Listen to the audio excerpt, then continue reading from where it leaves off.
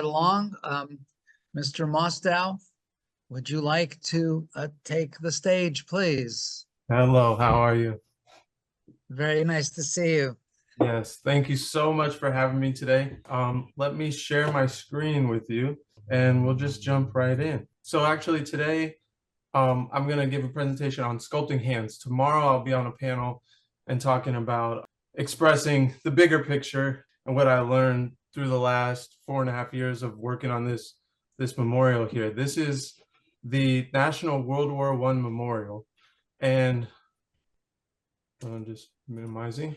And what you're looking at is an artistic rendering. This is a 58.5 foot long bronze wall that is going to go in front of, this is right behind the White House in Washington, D.C. This is our National World War I Memorial. And here, let me show you a picture of the park itself. So here you can see the treasury behind, and I have a little video to show you. This gives you a sense of the park in the round.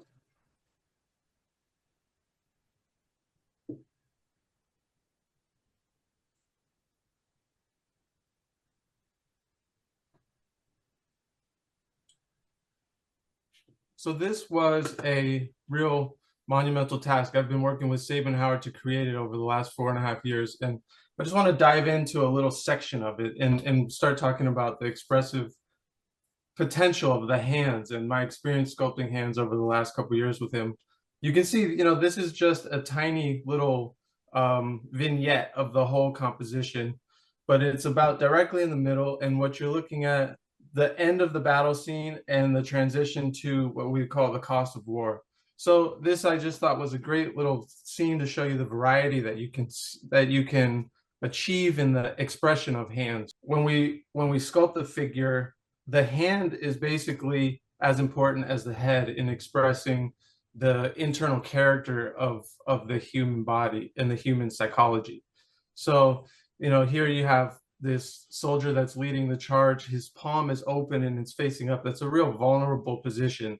And then his other hand is gripped in a fist, which is connected to his rifle. The fist is basically a weapon.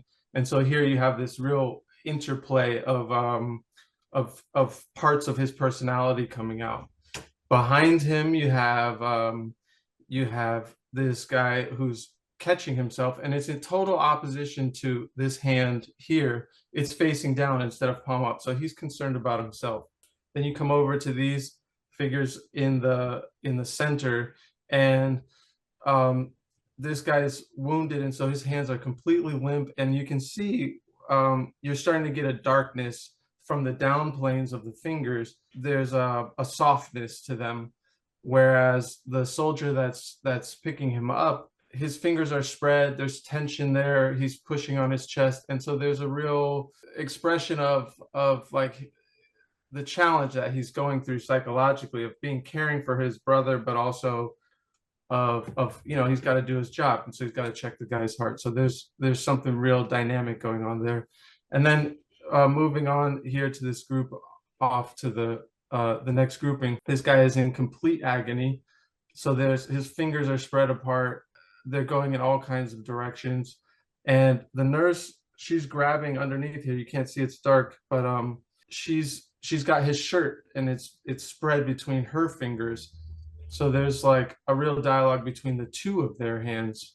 The radiation of the shirt, the closed squareness of her hands as a tool, and then his hands going in all different directions. And this is the shell shock or PTSD figure, and he's the only one that he breaks the plane, faces out towards you, and he's caught in this space where he's basically frozen in time. He's trying to move and he can't, and his hands, basically his wires have gotten crossed, and his electrical signals are not firing correctly, and so his hands are showing that. So the question then becomes, how do we start to as sculptors understand and break down the potential of the hand. We're looking at Michelangelo. This is a picture of Michelangelo's Moses, and I chose this as a point of as an entry because there is expressed and driven mostly by the hand. So if I show you this next slide, you'll see my point. On the left, you have Donatello's Saint John, and on the right, you have Michelangelo's Moses. Basically the same sort of compositional proposal they were probably given, seated figure, robed. And if you look at both of their faces, long beards, you know, there's some concern in the brow, but it's immediately clear how much power and energy Michelangelo is expressing through the arm, all the way starting with the shoulder down through the hands. And the composition really then becomes this swirling sort of circular spiral down towards the commandments. His shoulder is leading you down there to his other hand and his beard. And also this sculpture is just so amazing. There's this little anecdote that a lot of tour guides in Rome like to give about this little muscle here. And this is called the extensor digitorum minimi. And what's clever about it is that it only fires when the pinky is raised. So this muscle, just this little thing here is responsible for lifting of the pinky.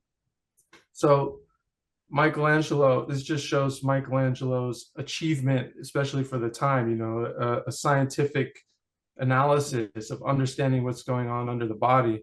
But I love this composition because here in the forearm, you have complete anatomical accuracy to basically the highest level. And then as we flow through the wrist and into the fingers themselves, let's look here at the knuckles. You'll see these little planes of light and dark on either side of the knuckle. These little flickers of light here, here, here. That's not that is not an anatomical structure. That is a complete design choice that Michelangelo made in order to emphasize the plane change there and the strength of the knuckle. And it's really, really genius, especially because then it's even stronger in relationship to these curvilinear lines in the beard. So he's popping the knuckles through the play of light, deviating from naturalism in order to emphasize the strength of that hand and the concept of this character. So we just inherited an amazing tradition from Michelangelo. This is a image from a artistic anatomy book, current anatomy book, and it basically explains the process of how we start to break this stuff down as sculptors and look at the body. I think it starts from a wonder, a curiosity, and just an appreciation of the mechanism of the body itself. But then you start to go deeper. So it starts with the study of the bones that's here represented on the left. Then this is actually the page of the extensor digitorum. So this is the body of that specific muscle dissected from everything else, a representation of the complex interlocking web of musculature that then makes up, in this photograph, you can see the surface. So we go from the surface and we dive into the bones, and then we start to pull the pieces of the puzzle, put the pieces of the puzzle together. We dissect to rearrange and understand really what's going on. So move on to, this is Michelangelo's drawing of studies, a sheet of studies with the hand of the Moses here. And I just enlarged the hand, but let's look at the drawing, the whole sheet on the right. You can see these drawings are almost écorché, which is that last slide. It is the skin peeled off and just the muscle. So Michelangelo's looking at the surface, but he's basically conceptualizing the anatomy underneath. But then you get this hand here again. And so let's look close at this hand.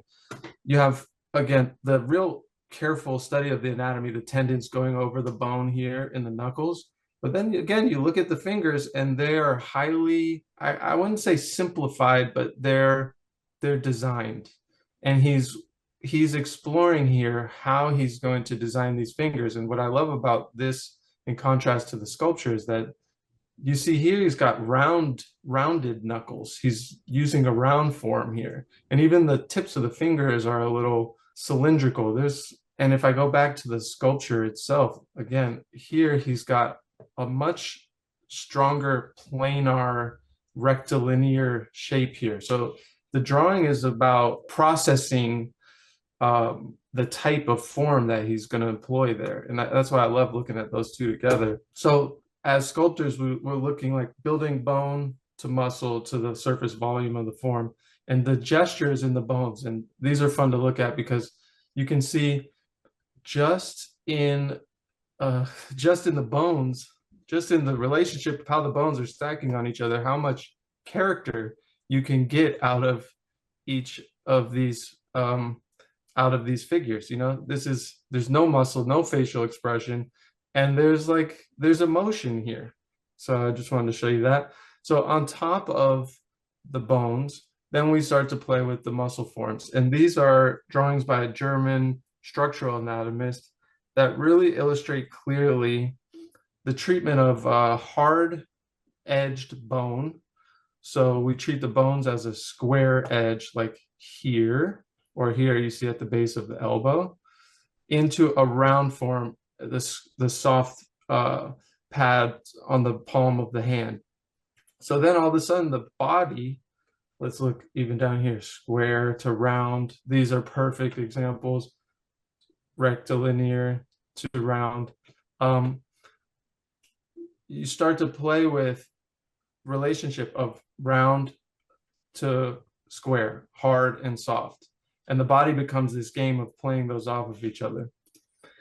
And then this is by the same artist, but this is a little bit more advanced of a concept where he's actually fusing a little bit of the two in one form. So now all of a sudden the finger is like you see here at the base of the knuckle, rectilinear here, but also the cylinder is starting to come out of that shape. So back to Michelangelo again. This is probably the greatest sheet of paper I think that exists in the world. For me, this is definitely the ultimate expression of sculptural thinking, let's say.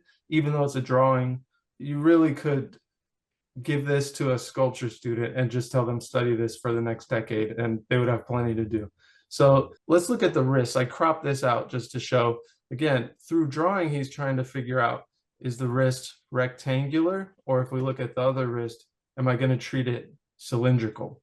It's the same structure, but now all of a sudden, in his advanced place, Michelangelo is starting to play and distort I wouldn't say distort. He's starting to be poetic with the dialogue of these forms. And then maybe it has to do with the psychology of this figure. You know, is this figure holding up something of a burden, or is it something that they're comfortable with, or are they not?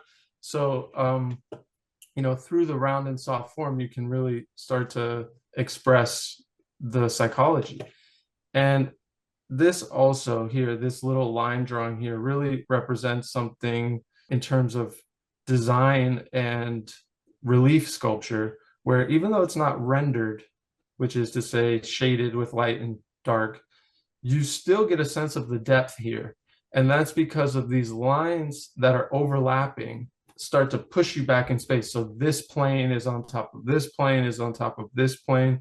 And it's amazing how with such little line, you can start to create a sense of depth. You know, And Charlie, here, I just want to hate to interrupt, but I noticed that we're missing the lower right quadrants on this oh yeah, section no, here. That is intentionally blank, is it? Yeah. Excellent. I also wanted to point out, and we're all enjoying this, but if we want to move on to the next section of breakout sessions, is there a way to wrap this in maybe the next minute or two? Sure. Excellent, thank you. Okay. So hard and soft here with the curved, you have a rectangular form and a round form playing off of each other. Amazing. Michelangelo's sheet of the head superimposed in the profile basis, and this just goes to show the analogous nature of the body and the architectural forms.